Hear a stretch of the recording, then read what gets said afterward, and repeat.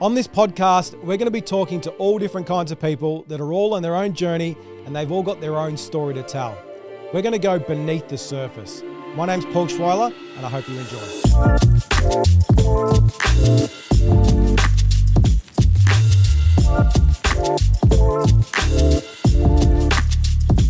Andy. Hello, Paul. One of Doreen's most famous. Thank you. Thank you for coming on. And thank you for you guys to let me in and to see the beautiful house. Of course. Beautiful family. Since I know Emily before. Yep. And Paul and the kids. We very much appreciate you coming on. And I've got Emily over here as well. So if Em might jump in and throw the odd question in here and there, but we've got Em on. Of course, Ali over there behind the camera. But, mate, yeah, we've been excited to have you on because, like I said, you are one of Doreen's most public figures out of here. You're a very well-liked character. And you know, you've been working in Doreen for a little while now. How long have you been working? It's been about more than 10 years. It's been a while. Yeah. Yeah. And you've certainly left some good impressions on a lot of people, obviously through the COVID stuff, which we're going to talk about. But, you know, a lot of people know you for being Andy, the guy that makes coffee out the front of Woolies, and everyone has a quick chat to you, but a lot of people don't know about you and you know, your history and where you've come from and all that sort of thing. So I'd love to learn a bit more about you today. So give us a brief rundown, Andy, of where did life begin for you? Tell us a bit about yourself. My name is Andrew. I've been called Andy the last 30 years since I came to Australia. I came to Australia in 1994. And I stayed, How old are you in 94? I was 24 years old. Right. Yeah, I was refugee camp in Turkey for 4 years. Mm-hmm. Then I've been accepted by United Nations as a refugee, and I came to Australia in October 1994, and I settled here since that time. That was the first day when I arrived in Australia. I say, this is the best country in the world. You remember the day? You remember what day it was? I always remember what day, what time, and I will never forget that. Look like it's my birthday. Remember that, Paul. I don't have birthday. Yes. Yeah, I don't know my birthday. You don't know your birthday? No. What do you mean you don't know your birthday? When I born, you know, in a country like Iraq or those type of countries, you live in a village, and there's like you have 5, 6, 7 brothers, sisters. There's no registration there. Right. Only time probably once a year, then somebody come from the local council. They write down the name, birthday, and when they're born, the female, male, and then the leader of the village will go there with the dad. And dad will say, oh, I don't know. I know my son born maybe between April and May. But so you don't actually know what your son's birthday is? My son's birthday, yes, because they're born here. My kids, they're born here. Course. Yeah, they're all born So you don't actually know your birthday? No. So does that mean that every day I come in and get a coffee off you, I'm just going to say happy birthday? Happy birthday. Because it could be your birthday. I've been having birthday 366 days a year and sometimes 365. That's unbelievable. You don't know your birthday. No. So the day that you come into Australia, you've now called that your birthday. Do you celebrate that day? No, I don't celebrate that day, but I will never forget that day because it's of course, you coming from a third world country and coming to Australia, first thing when you arrive in the airport and you've been respected as a human being. Yep. And you will have opportunity for yourself and your family, future. Yep. You can build your future here. Like I come from Iraq, I was in the army and I didn't have any beneficial from how many years I did there. Yeah, right. Even all my family. Yeah, right. Here, if you do anything, you get reward for it. Yep. Yeah. Before we talk about that, so the date, what's the actual date on the Thursday that you arrived in Australia? I don't know, it was Thursday. I can't remember it was a Thursday, but I know it's 11 October. 11th of October? 1994. 11th of October, make a note. That's Andy's birthday. Yeah. From now on. 11 October 1994. It's coming up soon. 11th of October, everyone. 11th of October. Happy birthday. Thank you. Is there a date that you've chosen as your birthday? To be honest, then when they did the paperwork, they put it July 1st. Anyone they don't know, because that's in middle of the year. Yeah. But because as a person, I don't care much of it. I only celebrate my kid's birthday. I like October 11. And I like October 11. July 1's a guess. Yeah. October 11 means something. It's a good day. Good day. October That's 11 great. is the I best like day. that. It's good. Got a good story behind it. Yeah. So Iraq. So your childhood. Yeah. Tell me a little bit about you as a young Andy. We grew up in a village, in a countryside. We live in a farm, and I'm a person of 12. I got 7 sisters and 5 brothers. Wow. And So then Iraq is where in you live. Iraq. Yep. Yeah, in Iraq. I'm Chaldean from Iraq, Assyrian or Chaldean. It's a Christian from Iraq. When I say Chaldean, or anyone say to you, I'm Assyrian, that's mean it's a Christian. It's not Arab, Right. and it's not Kurdish. It's not Muslim. No, I'm not against religion, but if somebody come in and you say I'm Chaldean, that's mean he's a Christian from Iraq. Okay. Yeah, we grew up in a countryside with sheep and goat and animals, and we grew up like that when little. We used to go to the school, but then slowly my oldest brother, they move out to a city because there's no primary school in a village. It's only there's no high school in a village. There's only primary school. Right. Then from there they moved to capital city for university. Some of them, not all of them.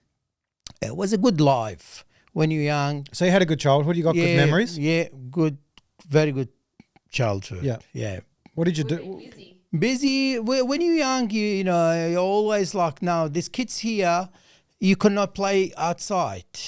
You worry about your kids. But over there in a village, you play soccer Yeah. outside. You see all the kids, friends with you. You stay till get dark. Right. When it get dark, everybody goes home. And next day, if you have a school, it's school. But if there's no school, it goes like that. Yeah. It's just goes like that. And your mum and dad, tell me about your mum and dad. My mom and dad, my dad, he was only one person. Like he had a sister, not married, and he was only married. Then when you got married, and we had 12 children, like 12 children, he was a person look after all the family. Yeah. Over there, here we have to work, all of us, to survive. Over there, if one person work, and everybody survives, especially in a countryside, because you got your animal, you got your eggs, you got your meat, and you got the wheat, you got the flowers. Only thing you buy bits and pieces from outside. Everybody survived. Right. He was a lovely, quiet man. Is he still around? Nah, he He's not. passed away in 1990. 1990. So he's been gone for some time. Yeah, long time. So how old would he have been in 1990 roughly? I was 99. I'm born 71. Right. I was in the army that time, and he passed away. Yeah. And what about mum? Mom, she just passed away 6 years ago. We tried to get into Australia. We couldn't get it. But my brother, my sister, they used to live in New Zealand. They did the paperwork through the immigration. She went to New Zealand. And she used to come here every year after she got the citizen. But she passed away in 6 years ago. Okay. Yeah. And your brothers and sisters, do you talk to everybody? Yeah, I talk to them. Yeah. So And some of them still live there? I got 3 sisters and 1 brother in Iraq. Right. And I got 1 in America, 1 in Canada, 1 New Zealand, and there are 5 of us here. I got 2 brothers and 2 sisters in Australia. Right. Yeah. So if you want to travel overseas, you just got to pay for flights. You got free accommodation. Flight, it doesn't cost you nothing. If you want a flight, it will cost you $5,000. There's another $10,000 gift. Yeah, that's right. Here you go, prison for this, prison for that. It'll cost you more money. Yeah, you're not wrong. You're not wrong. Well, so family scattered around the world. And then as you got a little bit older, how did you get into the army? Is that something that you had a choice to or no? Nah, in Iraq, when you get to 18 years old, if you're not studying when you go to university, you will go after you finish uni, then you go for 2 years. But in Iraq, there was a war, always war there. And when I was 18, straight away, there's no choice. Straight into it. You go to a registered place for the army, and then they'll take you straight away to the camp. Training. Do you remember what Do you remember how you felt then? Like, were you scared or? No. Because it was something normal. You know, it's when you live in places like that, it's you don't scared. Only time you're scared when it's a war, and then like I left Iraq when the Gulf War, second Gulf War, 1991. So how long were you in the army for? I did nearly 2 years. And during those 2 years, were you engaged with combat? No. Well, was nearly because the 1991, the Gulf War. I was in a nearly front battle of Saudi Arabia, between Saudi Arabia and Iraq when the Iraq invaded Kuwait. But I was a lucky one because, you know, in Iraq you go every month 7 days home. I was behind like 56 days. When they start sending soldiers home, they give 3 days, you go home. Then I just come home, I didn't go back. Right. Yeah. You should have gone back, or you just didn't want to go back? No, I wouldn't go back. No. I'll be killed. I'll be killed. Like thousands of soldiers got killed in the desert. Yeah. And what, one day you just made a decision similar to Ali over here. You just said, I got to get out of this country. Tell me about how that unfolded to move to Australia. Well, because we live after I'm talking about that time, we live in Baghdad, in a capital city. I just got back to Baghdad. There was a lot of places been hit by missile. You could see fire everywhere. And then with my family, we moved to northern Iraq. Northern Iraq, it's where's the Kurdish area, and it was more peaceful because my sister, she used to live there. And I stay one night in my sister, then second day we went close to the Turkish border. Then through the smugglers, they took us to, we crossed the border to Turkey. Through the smugglers? Yeah. So you got smuggled out? Yeah. We paid smugglers 3,000 Iraqi money each because there was about 14 of us. So per person, you paid 3,000 Iraqi dinar. What's it called? Dinar. Dinar. Is that a lot of money? It was a lot. And before war was each dinar was $3.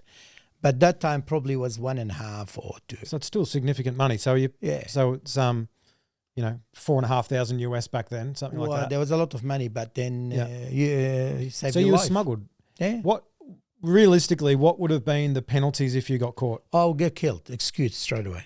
Executed? Of course, because if you get caught by Iraqi soldiers in the border, you'll be executed. You're like thousands people. On the spot? They just kill you then and there? Nah, probably they'll take you to court by law. But then... so it would have been a... process. A process of what's the word I'm looking for? Execution. Yeah, well, there's process. There could be lifetime jail, but most of people, when they cross the border, especially you are a soldier in the army... So, it's that's not like a civilian. That's pretty crazy. Yeah. So, did you have a group discussion and say, let's have a vote about who agrees to get smuggled out, knowing that if we get caught, it's over? Like, was everyone just getting smuggled out? What was the probability in that particular time, because it was a war, most of people, not most of them, but I'm saying like a lot of people was just crossing the border to Turkey. And when you cross the border and you are, Turkey was one of the allies against Iraq with America and, all international country. And then they take you as a refugee there. Then you stay in a camp we stay in a camp for 6 months. Then they move us to another camp with their families. Then from there's the United Nations. When you are in a camp with the United Nations, then nobody can force you to go back. And you stay there. Then whenever... So you got smuggled out. You would have been... What was that? How long did it take before you knew that we're okay? We left at 8 o'clock p.m.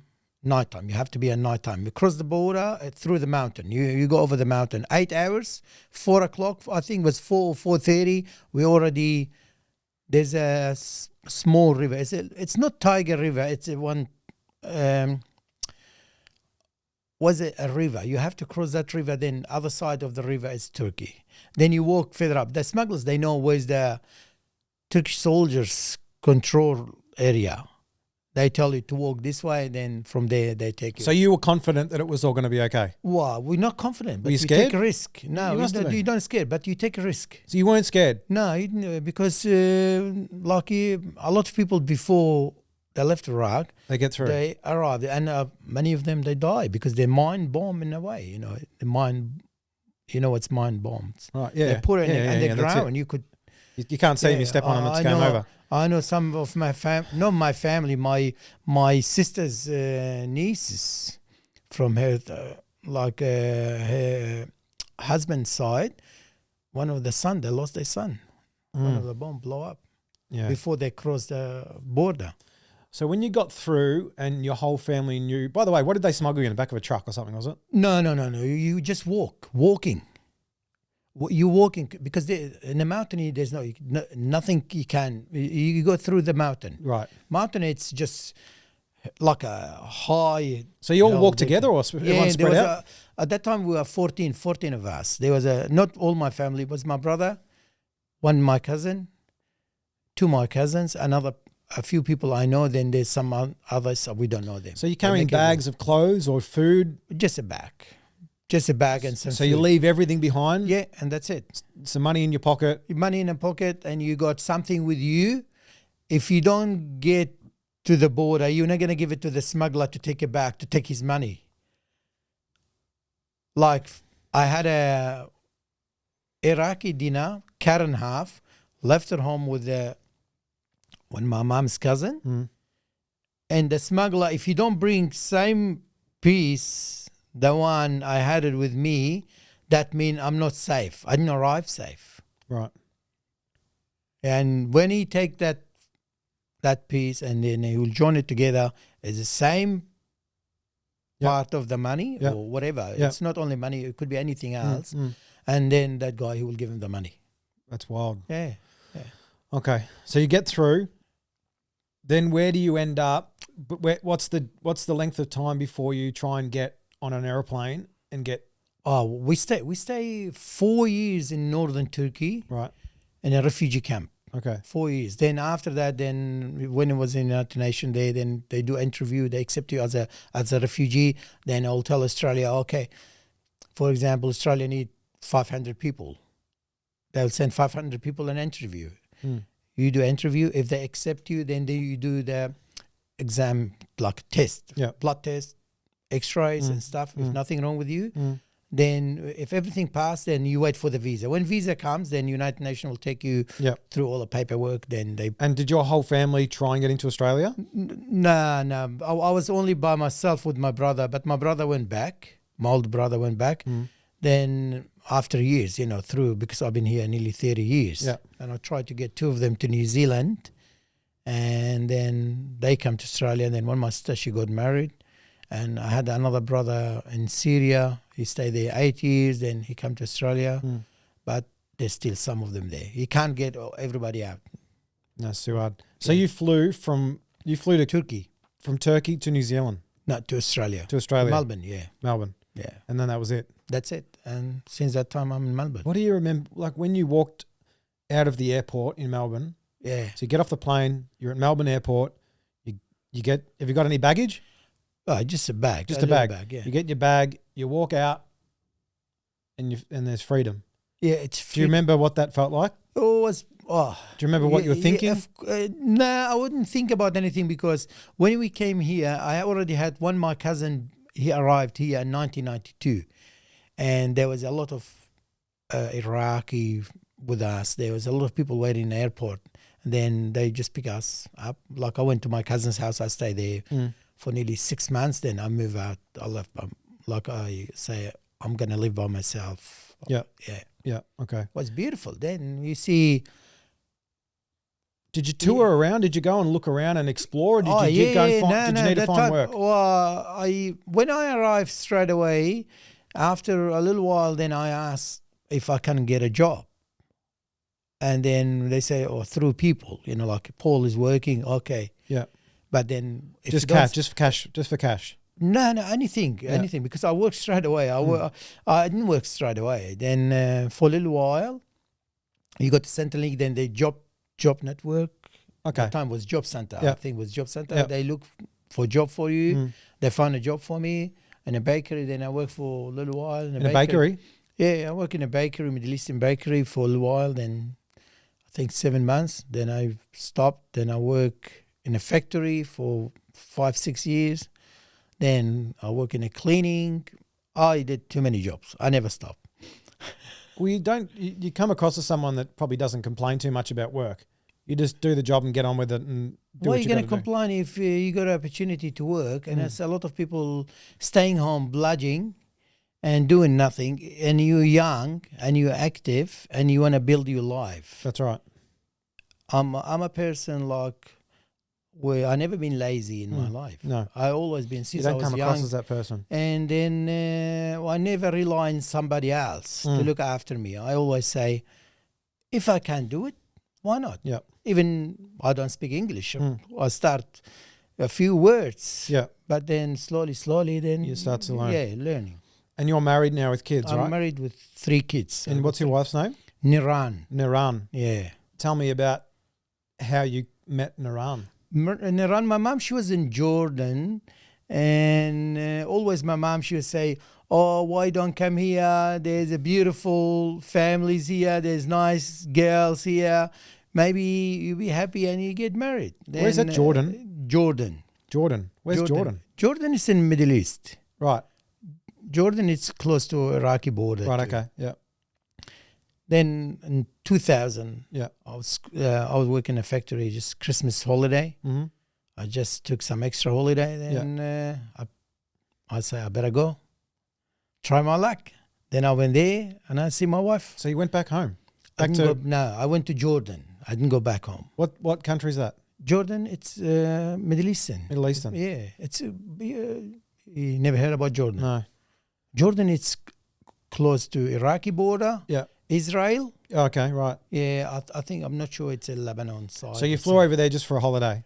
Yeah, for holiday. Then I say, if I'm happy to get married, or like my wife, I met my wife through family. It's not, I never seen my wife before, but then I met her. Then I talked to her and I say, look, I'm here because my mom, she told me to come here. You happy to marry me? So it was a pre-arranged wedding? Yeah, well, it's pre-arranged. Absolutely. Yeah. So what when you first met her, Yeah. was there a connection straight away? Well, it's as a start because I know Paul and I know Emily, and then through those people, it's something get closer to you. It's not like you're going to see someone you never seen, but you don't know any of them. Yeah. Like my mom, she know her family, and they same. Like it's not same village, but they know each other. Right. It's just But still, when you met her, yeah. there was already an idea that you two may end up together. Is that right? Was a question. I'm here because you. I'm here if you happy. So that was in I'll your get married. first few conversations. Yeah, I'm here because of you. We went through their family and everybody was happy. Yeah. I met her day 3. Yeah. Day 9 I got engaged. Day 22nd I got married. Wow. And I've been married for 22 years. Wow. Well, 23 that's now. amazing. Yeah. And a happy family. It's called a happy wife, happy life. Remember that. I know this. Believe me. I get reminded of this. And you've got how many kids? 2? I got 3 kids. 3 kids. How old are they? I got Anthony. He's 18 plus. He's now he's at uni. Yep. And Christian is 17. He's at high school, year 11. And I got Teresa. She's grade 6. Wow, some good gaps there. Yeah, well, our kids, because they're born premature babies. Right. And my wife, she had a problem with the pregnancy. Right. And like Anthony, he was just 1,500 gram when he born. He had just Caesar. Wow. Yeah, Christian, he was under 1,400 gram. And Teresa, she was nearly 2 kilo, but all with Caesar. Wow. She had a problem with the pregnancy, but they're all beautiful because you live in a beautiful country. You go to the hospital, look like a 5-star hotel, buddy. They look after you and your family. What else you need? Yeah. No, that's right. What a story about your wife. You're still together 22 years. Yeah. 3 kids, all from where it all started. Like it's unreal. Yeah. It's a fantastic story. So you've gone through work. Yeah. How did you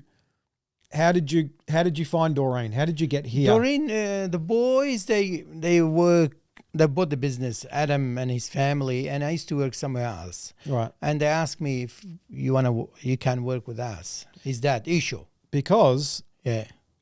everyone thinks and everyone assumes that is your coffee shop. Yeah, I knew that. Because you're the face of the business. No, Yeah. no disrespect to Isha. No, yeah, that's right. But Isha, he does his thing. But you're obviously the personality of being about.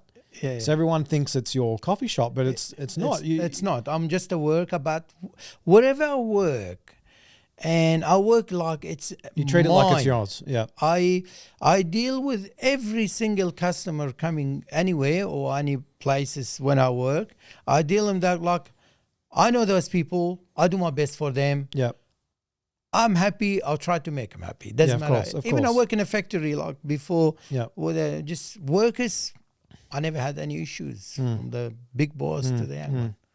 So Isha's the owner with his two sons, 2 sons. Adam and Simon. Adam, Simon, Alan, Dylan, and Andrew. Oh, there's a few And of they them. got a daughter too. Daughter she got married just. Right. Yeah. And Isha's wife's name that you mentioned before. Anissa. Anissa. Yeah. So they're always on site. Yes. And they just let you do your thing. They must feel so lucky and blessed to have you work with them. Well, they have been blessed. And they look after you and they you look after them. me. I look after them like more than it's mine. Like Yeah. I deal with the business look like it's mine and extra. Yeah. Yeah, when I say extra, it's more than mine. Yeah. That's it. Maybe we should rename it Andy's Cafe. Well, because it's been about cafe, you don't have to change the name. No, that's because right. Being about cafe, it's from beginning since they That's established the business. It's And you've everybody been knows. working there for 10 years? Yeah, more than 10 years. It's a long time. I didn't even realise it had been there for 10. Time just goes so quick. Yeah. And, you talk about the way that you interact with people and even when I walk past sometimes in fact, every time I go to Woolies, I go get some sushi. I just want to come and get a coffee off you because the experience is always 10 out of 10. You always got a smile on your face, don't you? Yeah. Like we come in the mornings, we grab a coffee. But even when you're walking past, you can't help but pay attention to the other people that are buying from you. Yeah. And just the way that you interact with them, it just makes you smile, Paul, I always say, you never lose when you smile. No. Be happy. You're going to keep everybody else happy. And why not? Like, I see a little kids when they come around and then they're crying. All I do, hi, beautiful. Why are you crying? Come here. I look after you. I give you some marshmallow and freckle. Completely change. Yeah. Let's make that It does. baby happy. We experience and mom it. and dad's happy straight away because the little baby crying. Of course. screaming. And we've experienced that firsthand, with Zali and Will, as over the previous years, they get a freckle on the top of their coffee and a marshmallow. Yeah. They could be having the worst day and that marshmallow and freckle, bang, it solves everything. Yeah, and they never forget you because I can't remember the actual terminology of how they say it, and you might be able to fix me up, but it's not about, it's how you make people feel. What does Simon Sinek say? Yeah, it's not about what you do. It's not about what you How do. you- It's how you make how- people feel, and you make people feel really good, which leads me to talk about COVID, Yeah. which was, a really tough time for everyone, including yourself. Exactly. Yeah. I feel like, you've been there for a long time, but COVID, I think it really lifted your, I think it really lifted you up as far as being that Doreen figure. Like, don't get me wrong, everyone No. was always getting Yeah. coffees from you, but Yeah. during COVID, I'm not sure if you realize the impact you had on people. Do you know? No. No? No. It's true. It's so true, isn't it? No. Yeah, maybe you don't. You don't know? No. Like through COVID, Yeah. like everyone had a shit time. It was Yeah. tough. Yeah, but everybody was still coming in a big smile. But that's all they could do, Andy. Yeah, You they know? used to come there. I remember, Paul, there's a lot of customers coming there through the COVID, and then not to shop because you're not allowed to go out, just to come there, carry your bag with you, That's right. and grab a coffee and make their day, and they go back. And we all survived. I will really appreciate all the customers in Doreen, all our customers in Doreen and community, because that was good support for all of us. That's right. Because we there and they coming and everybody survived. People were trapped. Like Yeah. people, they couldn't leave home. Playgrounds got locked up. Yeah. People were in Everything was jail. locked. Yeah, exactly. But everyone knew that they could go to see Andy. yeah, they used to come. Everyone knew that they could walk and see Andy. Yeah, Other people would be around, which gave them a chance to interact with people. absolutely. And anyone that's around Andy felt they got happiness from happiness, absolutely, you. absolutely. You know, positivity, because behind your mask, Yeah, but there was always, you're always see- smiling with your eyes, Andy. exactly. I was. You're always smiling with your eyes. Yes, And I don't actually know if you understand. that was like that because look, a lot of people, because they were stuck indoor, they could not do anything else, and especially in that time they tell you you're not allowed to go outside, you're not allowed to do this. Then when you leave home for such a small reason, for a piece of bread or a bottle of milk, and you come and somebody talk to you, you feel completely different, you feel Yeah. happier. Yeah. And you go home with a cup of coffee, with a smile, and you go home happy. And your day is getting better. It's not like I'm staying indoor, I'm not allowed. I used to say to my wife, we go for a walk. Yeah. We used to go for a walk every day, put a mask on, put everything on, and we keep walking. This give us a little bit of energy, and you're not going to stay indoor like you're in a jail. No, that's right. Yeah. But, you know, I think the whole community would, if everyone was here right now, they'd all fully agree that I think you really helped a lot of people get through some tough times, Andy. Why? Honestly, I really think that. I think I did. I tried my best. Doesn't matter in any situation. Look, Paul, I never come to work unhappy. You're never in a bad mood. Yeah, I never one day. I know Emily. She used to work recruiting before. She used to come there before you guys opened real estate, and everybody else. I say to myself, why should I be grumpy? I don't sleep enough, and I come to work. I reflect to somebody else. It's not. I leave everything behind and come to work. If you ask me what time you wake up this morning, I'll tell you I was awake at 2:00. Yeah. And somebody else like me, 2:00 by 8:00 will be half asleep in a shop. That's right. Yeah, but Even when I'm you not- hand the coffees off, and I'm going to Yeah, throw you, you up, I'm going to put you on the spot because the words that Em has written down here that she made sure is the coffee with extra love ready. always Coffee with extra love. always. Give it to Extra us, love. Andy. Come on, do it. Do it. Coffee with extra love ready. Do it. Coffee ready, Emily, with extra love for you.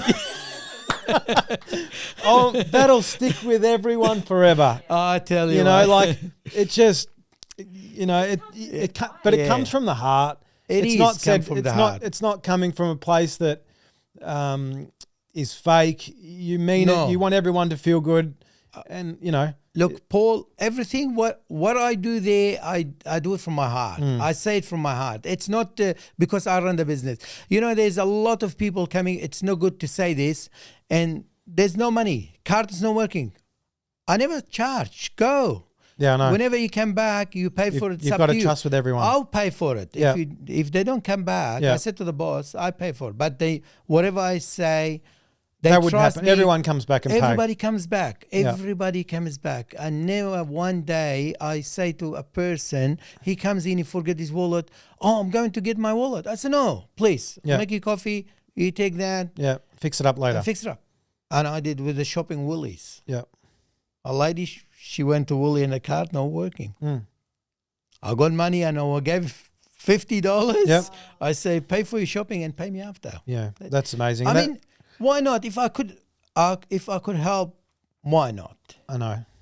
I mean, And everyone something appreciates good that. is good. Well, I really appreciate for everybody else. Of too. course, I'm yeah. really happy because when you're happy with your family and with your customer, we all survive. Yeah. You come there, you buy coffee. Yeah. I have a job. Yeah. And I make you coffee and you keep smiling and you feel active. Yeah. It's such a good way to look at it. And it rubs off on everyone. Absolutely. So, you know, absolutely. From behalf of the whole community, like we thank you for that. And And thank you to but you all. another thing that is also interesting is obviously when you make all these people all these coffees, like I sort of wonder through sometimes, and you see someone walk in the door and you know their coffee order, done. you know how many sugars they've got, you're good with names. Like there's a lot of information up here because like how many coffees do you make a day? Well, it could be 200, 300 more, Yeah. depends. I know all the coffees, but if you tell me names, Paul, 80% of my regular customers, I don't know their names. Is that it? That's right. Yeah, I'm really bad with names. They tell me their names. It's a bit embarrassing for me when, like I said, she's It's Marianne pretty hard. or Mary. And then like Nicole, she worked with you guys. Yeah. She come in, Nicole. And there's another Nicole. I said, double Nicole. Yeah. I know their coffees. I think you're But then- excused for having to remember everyone's coffee order and their name. It's pretty hard. Yeah. It's like me. I don't want to talk about me, but I'm not great with names either, but I'm good at addresses. Yeah. You give me a random address, Yeah. bang. I know everything about it. But I'm not I'm okay, but I'm not great with names, but I remember addresses because you give me an address and something triggers me for that. I remember it, you know, so, but names I'm not great, but you know, to remember all these coffees every day, that's, Coffee, no problem. Any customers come after 6 months, I'll remember their coffee. What's I my don't have coffee, problem. Andy? Your coffee always lactose-free cappuccino, nice and beautiful with extra love. Emily, skinny cappuccino with extra love. Emily. so good. And every what now and about then- Lauren? Remember? What's Loza? Your sister. What's she? She have, which one? Lauren. What does Lauren Lauren, have? she have a skinny latte. Yeah. Every day, Lauren. Well, husband, I call her David. And Lauren, can you hear me now? Yeah. It's David. I say, what's his name? I say, no, Charlie. Because I'm really Glenn. Yeah, I know. Yeah, that's funny. Double shot flat white, one sugar. What's your coffee order? I normally drink a black coffee with dash of cold milk in it. Any milk doesn't bother me. Do you drink coffee throughout the day or no? I drink 2 small coffees. I do have 2 small coffees because if I drink a lot of coffee, I won't sleep all night. Yeah, I'm really bad with that. Yeah. What do you love about Doreen? What do you like about coming to work? I love. Look, in Doreen, there's something when you come to the community. I'm not saying 100% of them, but 90% of the family people. They're family. They got beautiful kids, and everybody's working hard to survive. And I never see 1 or 2 person coming there or unhappy. Always happy people. And when you see happy people, you will love the area. Yeah. I like Doreen. No, I don't live in Doreen. I live in Lylor. But since I came here, I say to all my friends, I live in an area, it's completely different than everywhere else. Yep. Because you see, a little child, when you give him a little thing, he will stay there and he will say thank you to you. And if he won't say that, if he's a parent, mom or dad, so what are you going to say? That's really good. To educate the little child from beginning. Yeah. You So got what 2 makes you feel beautiful good kids. when you walk out every day? Like, because not every day is a great day. You're a positive person and you always feel good. But what makes you feel good when you walk out that door and you go home? What is a good day? Like, what makes you feel good? Make me feel good when I come to work and I finish work. I do a right thing to everybody and make me happy when I go home because I help someone to get up in the morning. They come there tired, make them smile, and they go to work and I make their day. That's make me happy too. And something else, you're going to leave. I could be in Doreen or I could be, I'm not saying any other suburb because could somebody say why you say that. Yep. But in Doreen, you'll see so many people, happy people. I don't know if someone say to me, no, he's wrong, but I could see that through the customers. Yeah. I never had one customer come in one day unhappy or he got a problem. Maybe they have problem. Yeah. But it's That I think that honestly goes back. I think everyone's got their own things they deal with, but this is how you know that when people come into the Andy bubble, when they come and see you, whether they're buying from you or they're not, something comes over. And I'm telling you because I experience it firsthand. I feel it's hypnotizing. That's a good word. When you step up and you look at you and you got a smile on your face, it's contagious. Of course. People feel good when they're around you, and that's why everyone loves you, Andy. You know. Well, I love everybody, and especially, beautiful kids. To be honest, and you got so many lovely, little tiny one, and they come there. The first word, probably they come from their mouth. They will say, "Andy." Yeah. Yes. Maybe somebody in Doreen now listening, and I got little child. He was sitting in a trolley. Somebody calling Andy. I look around. I didn't see any. I see the little boy. Probably he was 1 year old, and from there he say, he's pointing. Andy, Andy. They know. Oh, make you happy. Of Yeah, course, that's right. Make you happy. That's Why? right. Yeah. If you make mum and dad happy, you know, it rubs off. Of course. And outside of work, Yeah. hobbies. What do you do what else do you do? I'm really busy in my life after finish work. Like, for example, I'm going to go pick up my daughter from primary school. Then I'll go pick up my other son from high school. Come home. My wife, 90% she cooks every day before she go to work. Yeah. The warm up the lunch. We eat it together. Then if my son used to work with us sometime. He work at McDonald's. I'll just drive him to McDonald's for 2-3 hours to work and come back. When my wife, she came back from work, then we go for a walk every day. We walk every day 1 hour. That's great. And then between that time, I just say to the kids, don't make any noise. I'm going to lie down in bed a little bit. Even if I don't sleep, I'm overtired. Yeah, you just need a rest. You just rest. Rest your mind. Yeah, I don't have like a sport hobby and stuff. I think I'm too old for it.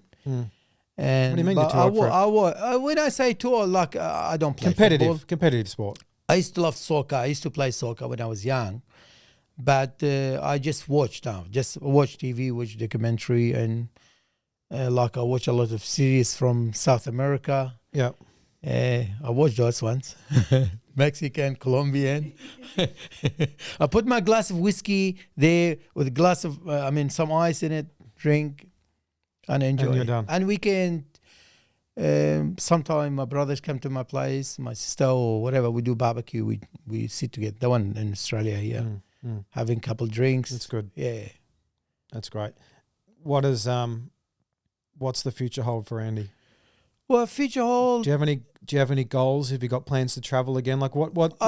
I do have, but in a moment, I'm just because my kids stay in a different time. Like there's primary school, high school, and university, and I say the best thing now you work hard, pay your mortgage slowly. The time will come whenever we're ready for it. We can travel. We travel a lot. We don't travel a lot, but because my in-laws, they live in Canada, like my family been to Canada. I've been nearly 3-4 times there, and I've been to America, I've been to New Zealand. Yep. And both kids, they come back 2 months ago. They went for 3 weeks. Yep. And then when they grow up, they rely on themselves. They work or they do everything, then probably will have more time for me and my wife. Yep. Yeah. That's good. Yeah. So people can expect to still see you around in Doreen for a long period of time? Well, is that in the plan? I'm here. Unless I win Tots Lotto, I play Tots Lotto every week.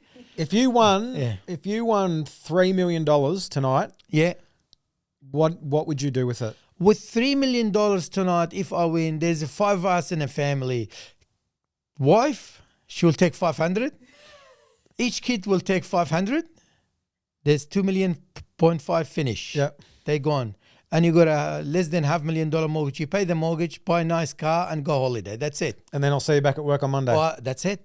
I'm active. I'm gonna go back to work. That's it. Yeah, that's right. Yeah, what if you won $20 million? Wow, that will be a lot of money. You're gonna divide some money to. Do you reckon you'd still come back? Do you reckon maybe at least 1 or 2 days a week you'd still come in and work? Look, 20 million. I don't mind for work. It's not work make you active. It's not a lot of people got $1 million. Yeah. People they talk about billion. Yeah. Or whatever they have. They still work. It's not, you're going to stop working because you have money. The reason I'm asking is I'm trying to make sure that whatever happens in your life, Andy's still coming to work. Well, I'll be working, but I don't know where about. I'll be doing something. Doing something. I won't be sitting home doing I nothing. can't imagine you ever sitting around, Andy. No way. I never sit. Too much energy to burn. Well, we're going to burn it. One day will come, won't have that much energy, just will be sitting in a couch potato, sitting lying down. Mate, you're not wrong. You're not wrong. But until that time, you keep remaining positive. You show up, you front up every day. You put a smile on your face, everyone else's face. And You try your best, Paul, in life. You try your best in your life. You try your best. You never lose when you keep someone else smiling. No, I like that. I say it's be happy to keep everybody happy. That's very important. I tell my kids, I say, look, you never lose when you say thank you. Just keep smiling. Yep. And don't show you faced someone else, you unhappy. Yeah.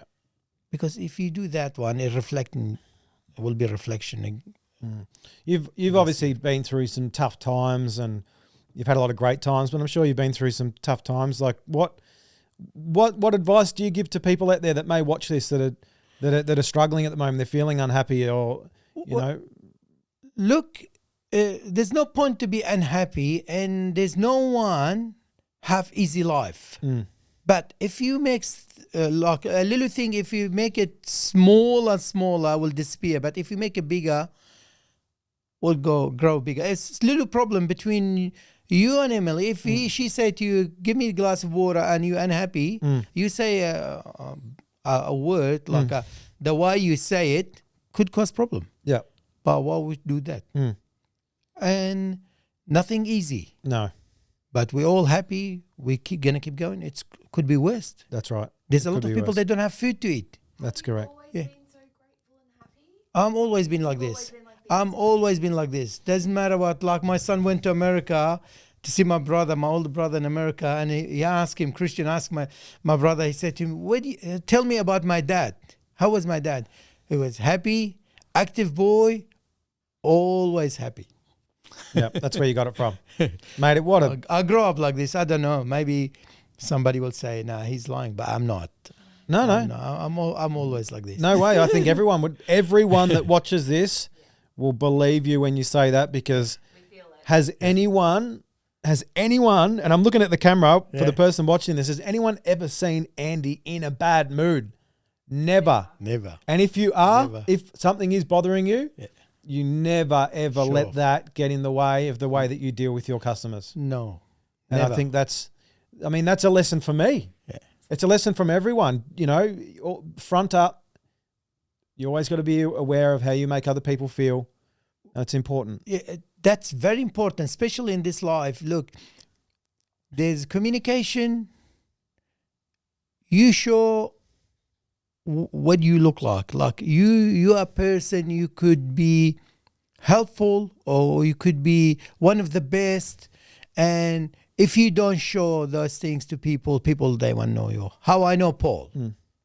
I know Paul through real estate, family, kids. Your dad. Yeah. Your mom and dad come all the way Yeah. to have a Father Day. They have the best coffee and they're gone. They That's was really happy. Yeah. And they try their best. Yeah. That's You're right. trying your best for your family. She's trying the best. And he's trying. And Yeah. we're trying. That's right. We all survive. But never stop. No. Never stop. Never say, no, I can't do these things. A lot of people say to me, oh, Andy, why you don't run your business? I say, I could run the business. No problem for me. But I got my family is more important than everything else. To be honest, it's for me, I prefer, I go home, pick up my kids, go home, look after my kids, and they have everything done for them. It's more important than I do something else. Yeah. Yeah. And family's more important than having $3 family is million more- in the bank account, isn't it? Doesn't matter if you got $100 million. If you got $3 million right now, you pick your kids up from school, is it going to be different? No, it's No, not it's going the to same. be different. It's the same. It's very important. A lot of people, their kids, they're in jail. I always say, could be worse your life. It doesn't matter. No one's jump straight away unless you like I say, we're going to win Lotto, you win $40 million or $20 million, whatever you win, your life will get better a little bit in one way, but you don't know other part of it. That's you right. don't know. No. We all survive. I love your glass half full. So positive. Glass half full approach. That's what I was trying to say. Yeah, it's so positive and it's very inspiring. Makes me think. And the gratitude. Yeah. So deep. Yeah. Yeah. Thank It's you. really inspiring. Em's mic's on, isn't it? Yeah, the gratitude. I'm just making sure that people can hear. You're very grateful. That's another lesson people need to learn. Even myself, again, it's something else, gratitude. Always practice gratitude. Be thankful for what you've got. We thank you. And thank you all. So as we wrap it up, thank you again for coming on. I feel like I could say thank you many, many times. Again, thank you from the whole community of Doreen and anyone else that comes in, particularly through those tough times in COVID. I just want you to understand the effect that you had on people in some of the toughest years of their life. So we thank you very much for your positivity, for great coffee, for plenty of smiles, and just for being a part of Doreen. Like, we're very lucky to have you in our community. And I hope you know that. I know very well. Thank you very much. I'll thank you, Paul, Emily, Ali, and Paul family, and Shwala Real Estate to give me this opportunity to come here today. Hey, you're welcome here anytime. A few words, and was so happy to see you guys. And really to say thank you to all community of Doreen to helping us to run that business, to supporting us, to coming in that particular time of pandemic. Course. We all survive. Of course, yeah, we're here. Nobody got sick. Nobody fell in the hospital. We lost a lot of people through that time. Yeah. But we're still here. We're still here. We're smiling. We're smiling. On. We're gonna keep moving. We never stop. Yep. Well, we should stop. That's Get right. up in the morning. We keep coming here, making coffee. Keep everybody smiling. Make sure you sell a lot of land. Buy, sell. Correct. Do your best in the life. Hey, you're right, mate. You're right. Thank you, and thank you very much. Thanks for sharing your story. We really appreciate it. It's very interesting, and congratulations on everything you've achieved. It's fantastic. Well done. Thank you. It was my pleasure. Thanks, mate.